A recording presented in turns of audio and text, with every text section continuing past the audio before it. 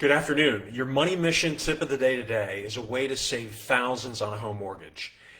And that is doing an interest rate analysis.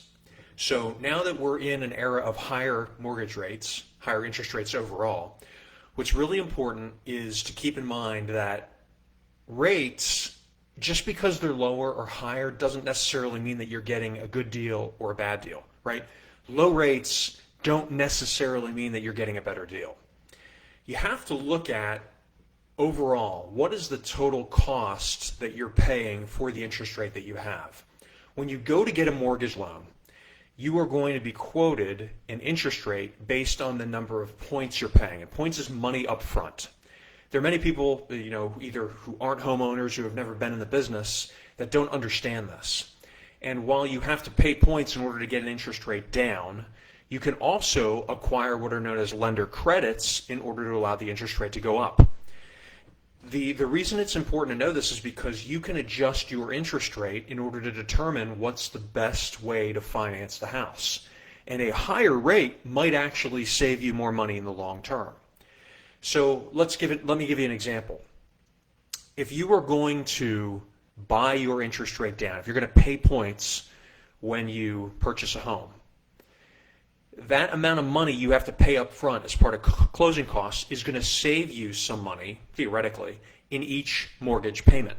So if you spend, say, $3,000 in order to buy down your interest rate, and you're saving only $50 a month on your actual mortgage payment, it's going to take you a number of years, right? It's probably going to take you 5 years in order to get that money back, to recoup what you paid up front.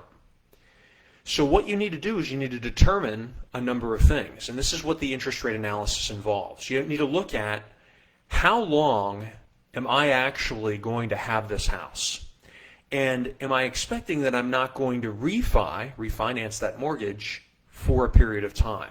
Am I planning on holding this house for at least 5 years, if that's how long it takes me to recover the money?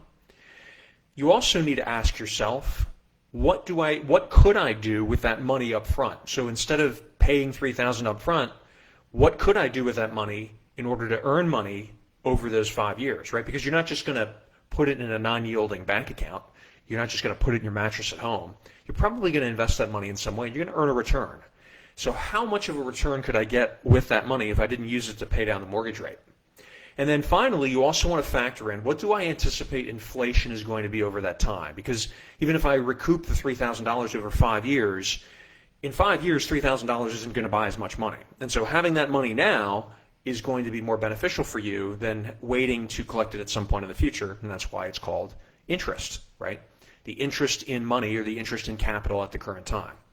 So what you want to do when you are looking to purchase a home, either as an investment property or as a residence, is you want to look at how long you plan on keeping it, what you could do with the money up front, and what you anticipate the inflation rate will be. And you can add into that mix, how soon you think you're going to refi. Now, you may not necessarily know what the inflation rate's going to be or when you're going to refi, if you do, but it's a good idea to factor those in, get your best guess as to when that might be or what those numbers might be. This will help you do a proper analysis to determine, hey, should I pay points for my mortgage, or should I actually seek a lender credit and increase the interest rate because I can save more money, I can do more with that money that I save up front. Please post a question or a comment. Send me a private message if you want to talk about it privately. I always enjoy reading your comments. And until next time, I wish you unlimited success.